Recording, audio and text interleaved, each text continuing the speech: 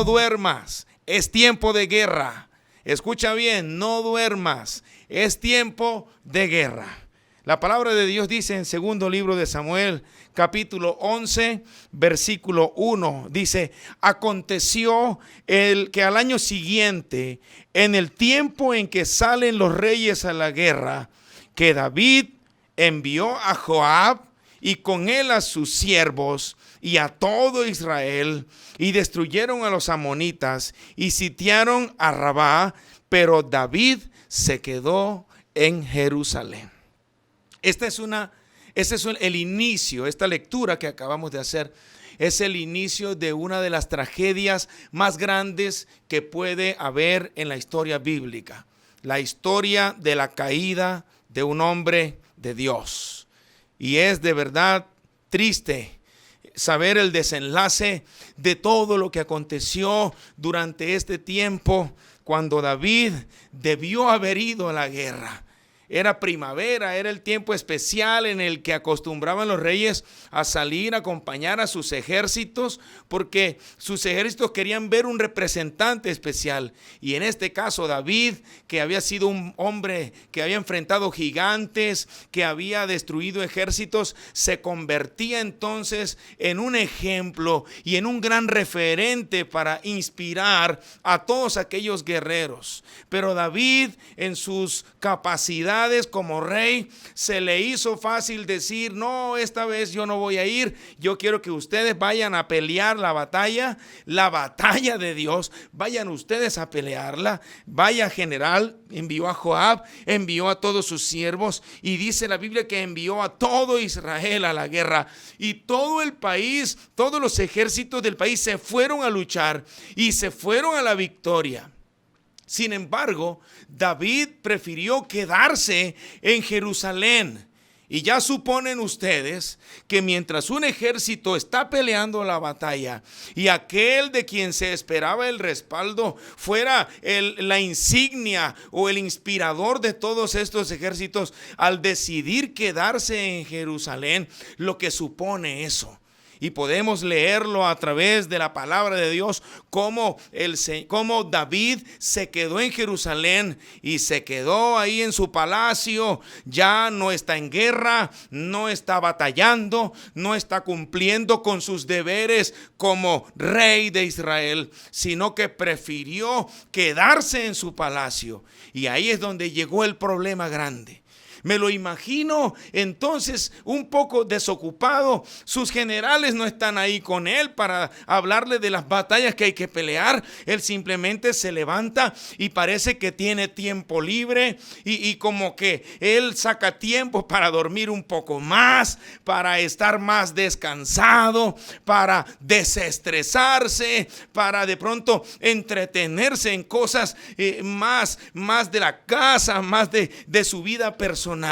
Sin embargo, esto lo llevó a él a un momento de ocio, a un momento donde su cabeza estaba totalmente desocupada.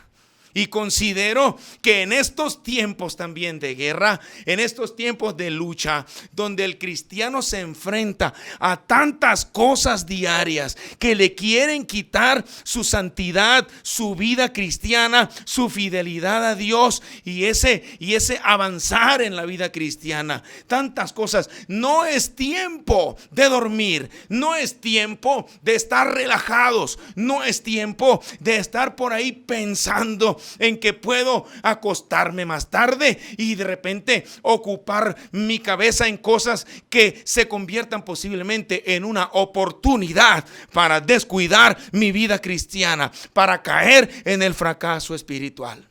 David, eso fue lo que pasó.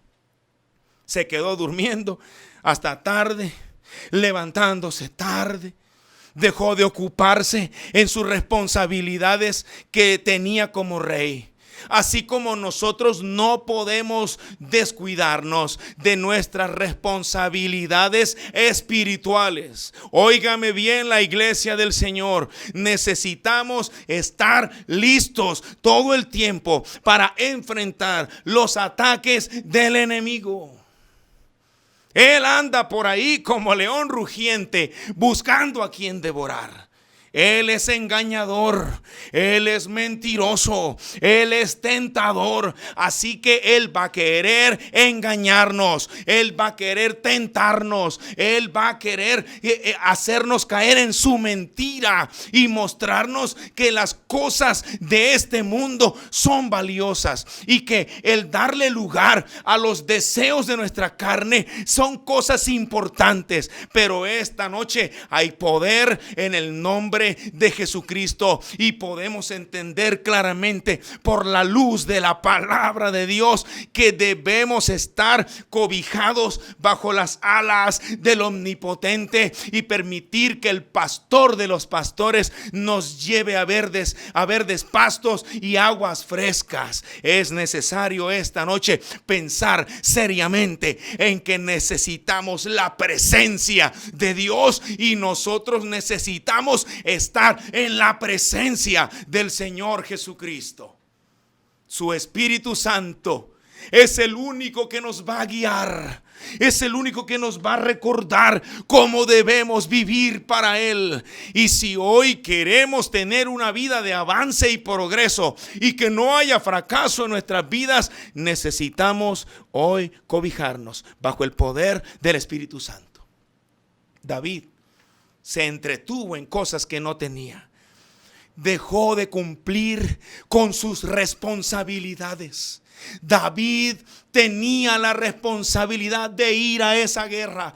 Él debía ir a pelear las batallas, porque no solamente el pueblo pelea las batallas, sino que aquellos servidores, aquellas personas que han sido puestas por Dios, necesitan ir a pelear las batallas. Aquí hay algo importante, porque cuando el creyente deja de cumplir sus responsabilidades, cuando el cristiano deja de cumplir con los compromisos espirituales de fidelidad, santidad, servicio y justicia ante Dios, entonces está en riesgo de ser atacado por el enemigo y de la manera que él menos lo espera. Los soldados en el ejército estaban con armadura, y si el enemigo venía a atacarlos, ellos tenían su armadura para defenderse y para atacar. Pero David está en su casa, David está en su habitación, David está en su camita, levantándose tarde, despreocupado, pensando en cosas de pronto ya inoficiosas. Y ahí está el problema. Ese día, en la tarde, cuando sale a su terraza, él está viendo, él ve a esa mujer que está bañándose. Me quedo pensando en que el enemigo tienta. ¿Qué hace una mujer bañándose en el patio de su casa? No había baños en su casa para hacerlo. ¿Por qué tiene que salir así, sabiendo que posiblemente va a ser vista desde las alturas? Y este rey está en su terraza, está en sus alturas. Es decir, que la tentación también llega en momentos cuando estamos en alturas. Hermanos y amigos, necesitamos comprender entonces que hay que estar alerta, hay que estar despiertos, hay que estar con la armadura del Señor puesta todo el tiempo. La verdad, la justicia, la salvación, el evangelio, la fe, la palabra de Dios, la salvación de nuestras vidas está en juego. Porque aunque el Señor ha hecho una obra grande para salvarnos a nosotros, nosotros tenemos que vivir para Dios. Mientras Él nos da su Espíritu Santo, a nosotros nos corresponde vivir en el Espíritu. Fundamental que el cristiano en esta hora entienda lo que significa vivir para Dios.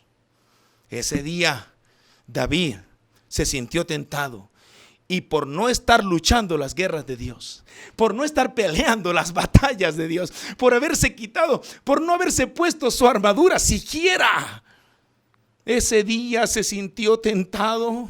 Y ese día mandó a buscar a esa mujer y estuvo con ella. Qué tristeza el adulterio y la fornicación en la que este hombre cae.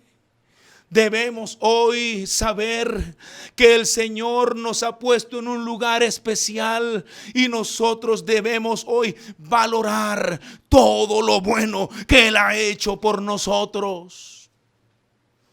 Así que él pensó que podía hacerlo.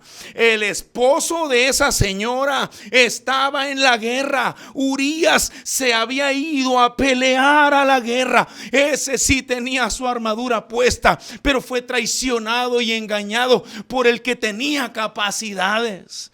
Y esta mujer y este hombre tuvieron relaciones y ella se fue y él se quedó en su palacio pensando que todo iba a estar bien, que solamente era un asunto de un momento.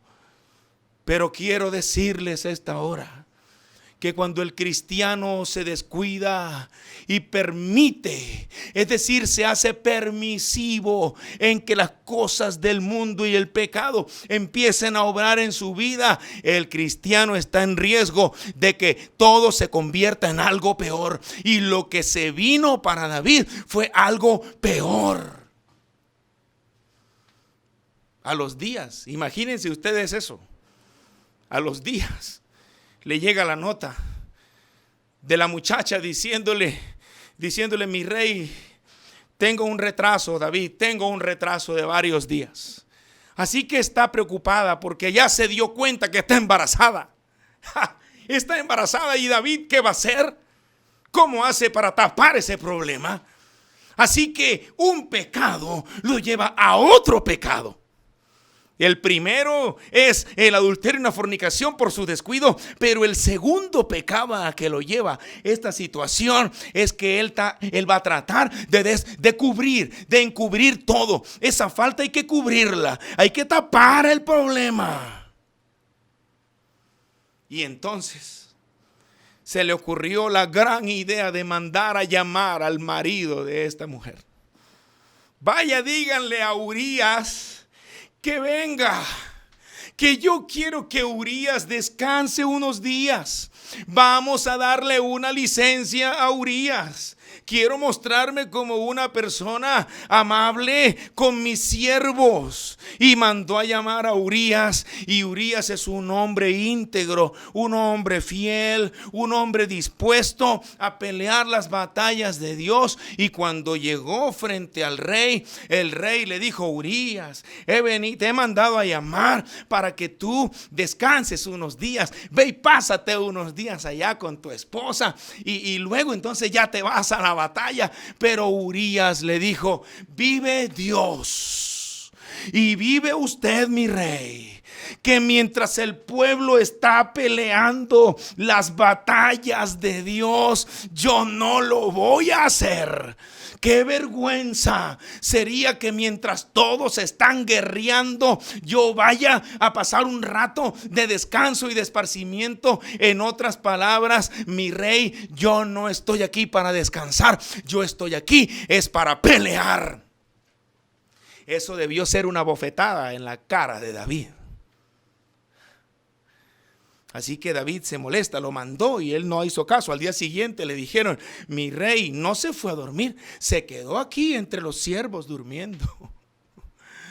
Así que le parece que otra estrategia está mejor. Venga, vamos a emborracharlo. Siéntate conmigo aquí, Urías. Y me imagino, Urías, qué privilegio, mi rey, yo aquí con usted. Y entonces todos toman y están ahí. De repente Urías ya está un poco con las orejitas calientes, un poquito como que todo está ya entonadito. Y de repente David le dice: ahora sí, vete a dormir allá con tu esposa.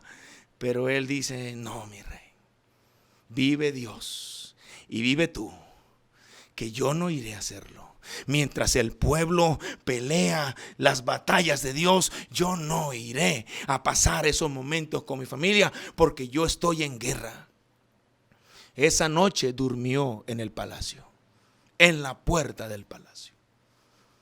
Cuando David vio que Urías no se iba, entonces vino otro pecado más. Ahí está el problema. Cuando el creyente quiere ocultarse en su imagen, quiere ocultarse en el que dirán y le preocupa mucho, no quiere enfrentar su situación. Es decir, está embolatado porque se descuidó. Él debió ir a la guerra. David estaba en guerra. El pueblo de Dios estaba en guerra. Y David no estaba con la armadura. David se descuidó. Así que pensó lo peor. Un pecado llama a otro pecado más. Cuando el creyente no está dispuesto a arreglar su situación. Y fue ahí entonces cuando pensó en escribir la carta. Y le dijo, manda a matar. Le escribió la carta a Joab, al general del ejército. Y le dijo, manda a Urías, a lo más fuerte de la batalla, a lo más recio. Y cuando esté ahí, déjenlo solo para que muera. Entregarle David la carta de sentencia al mismo Urías y que Urías se convirtiera en el mensajero de su propia sentencia y entregarle la carta a Joab y Joab estar leyendo la sentencia que el mismo Urías le está entregando, es una de las traiciones más grandes que puede haber en la Biblia. Alguien por querer mantener su imagen. Los cristianos debemos hoy apelar a la misericordia de Dios. Debemos hoy apelar al poder de Dios. Porque el que confiesa su pecado y se aparta, alcanzará misericordia. Es decir, que el Señor Dios Todopoderoso no desprecia un corazón que venga voluntariamente humillado ante su presencia. El Señor se acuerda de la misericordia. Es necesario que los cristianos entendamos lo importante que es el amor de Dios, pero necesitamos llegar a Él con un corazón contrito y humillado ante su presencia. Necesitamos reconocer que en Él hay perdón, que en Él hay esa oportunidad para poder encontrar una salida a la situación. Porque si alguien se ha descuidado, hay oportunidad. Pero David pensó que las cosas iban a seguir bien. Él ya tapó su problema. Ese día mismo que Urías entregó su carta, se fue a la batalla y allá lo dejaron solo. Y allá murió Urías. Y le llegó la noticia a David diciéndole, ya tu orden se cumplió. Así que David dijo, está el problema solucionado. Ya no hay nada de esto se va a saber.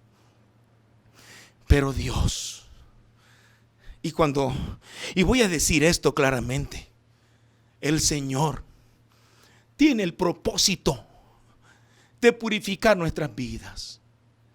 Él puede levantarnos. Él puede, dice la Biblia, 7 veces cae el justo, 7 veces Jehová lo levanta. Él se acuerda de que somos polvo. Él levanta del polvo al pobre y al menesteroso lo alza del muladar para hacerlo sentar con los príncipes de su pueblo. Es decir, que el propósito de Dios realmente es de ayudar a aquel que se humilla, aquel que reconoce su condición. Pero así que lo que está sucediendo aquí es que David está en el plan de Dios. Está en el propósito de Dios. Y Dios quiere arreglar la situación con David. Aunque David está rebelde, aunque David está pensando en que las cosas como están bien, Dios siempre va a buscar la forma de arreglar las cosas. De que tú y yo arreglemos las cosas con Él. Siempre va a enviar una palabra a tiempo. Siempre va a llegar a tiempo Dios. Él siempre va a estar cerca de nosotros. Él es el buen pastor. Alabado sea el nombre de Jesús en esta hora. Ese día que David ya pasó todo, siguió su proceso, le llamó a la chica, se casó con ella, estuvo viviendo ya en su situación de hogar, se casó con la viuda, nació el niño, su hijo, nació este niño y ya camina por ahí, de repente se camina por todas partes del palacio. Está por ahí caminando en la cocina, ya le dan comida, las personas que atienden la cocina lo llevan en un caballo. Es decir, es un niño el niño del rey, el príncipe. Es el príncipe. Sin embargo, cuando Dios tiene un propósito, ese día, el niño se enfermó. El niño cayó enfermo y todo el mundo se queda pensando, ¿qué ha pasado? A David ya le corresponde estar en sus quehaceres. Y un día cualquiera llegó el profeta Natán, el profeta de Dios. Llegó el profeta de Dios con un mensaje de Dios. Aleluya, en esta hora, glorificado el nombre de Jesús, porque Él, el Señor, siempre envía su palabra a tiempo. Aquí está el Señor para restaurar, para fortalecer, para bendecir, para ayudar, para levantarte. Está el Señor para sacarte de esa situación en la que has caído. Llegó el momento de que entendamos lo que el Señor tiene para nosotros. Y le dijo, necesito hablar contigo, rey David, vengo a hablar contigo. Necesito comentarte un caso especial. ¿Qué ha pasado, Natán? Cuéntame. Y necesito hablar a solas, que salgan todos. Voy a contarte algo muy particular. Ese día, le contó la historia. Le dijo, había un hombre que tenía muchas ovejas, mucho dinero. Era un hombre acaudalado. Tenía de toda clase de animales, ganado. Y al lado de su finca vivía un hombre pobre que tenía sus hijos, su esposa y tenía su corderita, tenía una ovejita pequeña. Y esa ovejita se la había regalado a sus hijos y esa ovejita era muy querida, tanto que dormía con ellos como mascota. Comía del plato de todos, es decir, era un animalito muy querido. Y un día aquel hombre rico le llegaron unas visitas y se le hizo fácil para prepararles una comida especial. Se le hizo fácil enviar por la fuerza y quitarle la oveja a aquella familia y matar la oveja, cocinar la ovejita, la corderita para su familia, para sus amigos que estaban ahí de visita. Me imagino a David escuchando la historia y enfureciéndose, molestándose. Qué injusto. ¿Qué opinas, rey, que hay que hacer con ese hombre? Y la sentencia. Ese hombre debe morir y tiene que pagar la oveja 7 veces. ¿Cuál sería la sorpresa de David al sentirse confrontado por Natán?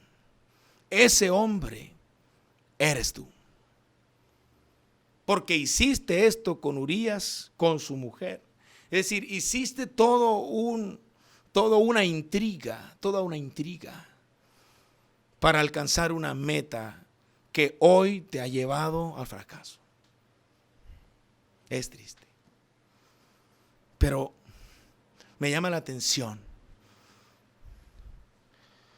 de que el Señor quiere ayudar. David, en el momento en que se siente confrontado, toda su película se devuelve.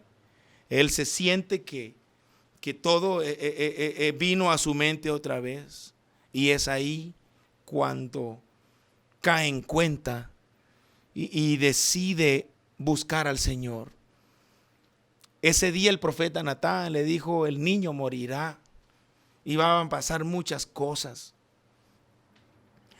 Así que David, al salir de esa sala de hablar con Natán, él ve a su hijo gravemente enfermo. Se tiró al piso y durante varios días no quiso comer ni beber nada.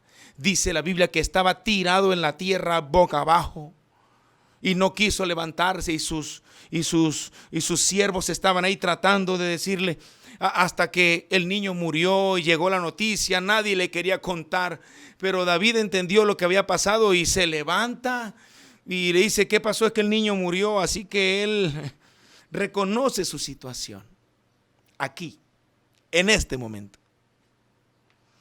Es en este momento donde se escribe, ya que venimos hablando de historias importantes y de situaciones difíciles, es aquí también donde se escribe uno de los salmos más hermosos de la palabra de Dios.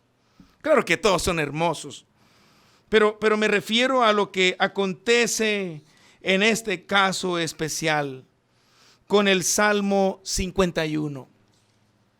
El Salmo 51 es la oración de arrepentimiento, la oración de clamor, la oración de humillación y de reconocimiento de una persona que entiende su condición y que sabe que ha caído de alturas, pero que también sabe que al Dios al que clama es el Dios ese es el Dios que puede levantarlo y restaurarlo y ayudarlo y bendecirlo y ponerlo otra vez en el lugar donde estaba, porque Dios puede perdonar, Dios puede hoy ayudar. Él quiere hoy bendecir a alguien aquí, Él quiere restaurar la vida de alguien,